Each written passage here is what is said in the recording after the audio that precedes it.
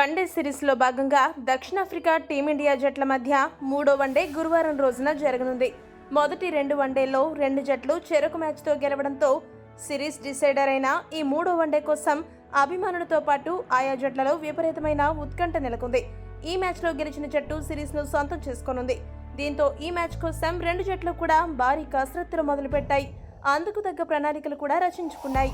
ఈ నేపథ్యంలో టీమిండియా తుది జట్టు ఎలా ఉండబోతుంది? ఏమైనా మార్పులు చోటు చేసుకోబోతున్నాయా? ఎవరెవరికి ఈ మ్యాచ్ అగ్ని పరీక్ష కాబోతుందో ఇప్పుడు చూద్దాం. టీమిండియా ఓపెనర్గా అవకాశం దక్కించుకున్న సాయి సుదర్శన్ అద్భుతంగా ఆడుతూ దూసుకుపోతున్నాడు కాబట్టి అతని స్థానానికి ఎటువంటి డోకా లేదు. అయితే మరో ఓపెనర్ రుతురాజ్ గైక్వాడ్ మాత్రం వరుసగా 2 వన్డేల్లోనూ తీవ్రంగా నిరాశపరిచాడు. ప్రస్తుతానికైతే రుతురాజ్ ఓపెనర్గా కొనసాగే అవకాశాలు చాలా ఎక్కువగా ఉన్నాయి. కానీ ఒకవేళ మార్పు చేయాలనుకుంటే మాత్రం గైక్వాడ్ స్థానంలో రజత్ పాటీదార్ వచ్చే అవకాశం ఉంది. ఇక వన్ డౌన్ బ్యాట్స్మెన్ గా వస్తున్న తిలక్ వర్మ ఈ సిరీస్ తో పాటు గత కొన్ని మ్యాచ్లలో మరి అంత ప్రభావవంతంగా బ్యాటింగ్ అయితే చేయలేకపోయాడు. కాబట్టి అతడికి ఈ మ్యాచ్ అగ్ని పరీక్షగా మారనుంది. ఖచ్చితంగా సత్తా చాటాల్సిన అవసరం ఏర్పడింది. 4వ స్థానంలో యథావిధిగా కెప్టెన్ కేఎల్ రాహుల్ రానున్నాడు. 5వ స్థానంలో సంజు సామ్సన్ బరిలోకి దిగుతాడు. తిలక్ వర్మ లాగానే సంజు సామ్సన్ కు కూడా ఈ మ్యాచ్ పెద్ద అగ్ని పరీక్షగా మారనుంది. ఎందుకంటే సంజు సామ్సన్ కు అవకాశాలు ఇవ్వడం లేదనే విమర్శ ఉంది.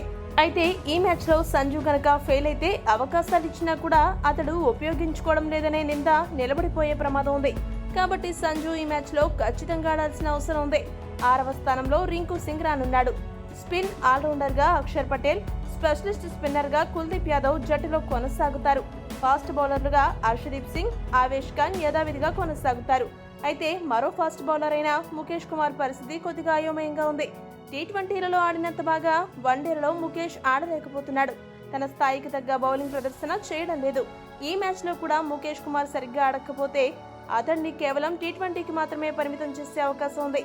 ఒకవేళ ముఖేష్ కుమార్ ని తప్పిస్తే అతని స్థానంలో ఆకాష్ దీప్ జట్టులో చేరుతాడు. ఏది ఏమైనా ఈ మ్యాచ్ రుతురాజ్, తిలక్ వర్మ, సంజు సామ్సన్, ముఖేష్ కుమార్ కు పెద్ద అగ్ని పరీక్షగా మారనుంది. ఈ మ్యాచ్ ను గనక వీరు గెలిపిస్తే వారికి ఈ సిరీస్ తర్వాత కూడా అవకాశాలు లభిస్తాయి. లేదంటే మాత్రం వేరే ఆటగాళ్లకు అవకాశాలు ఇచ్చే ఛాన్సెస్ ఎక్కువగా కనిపిస్తున్నాయి. ఈ వీడియో కనుక మీకు నచ్చినట్టయితే లైక్, షేర్, కామెంట్ చేయండి. మరిన్ని స్పోర్ట్స్ అప్డేట్స్ కోసం మా ఛానల్ను సబ్స్క్రైబ్ చేసుకోండి.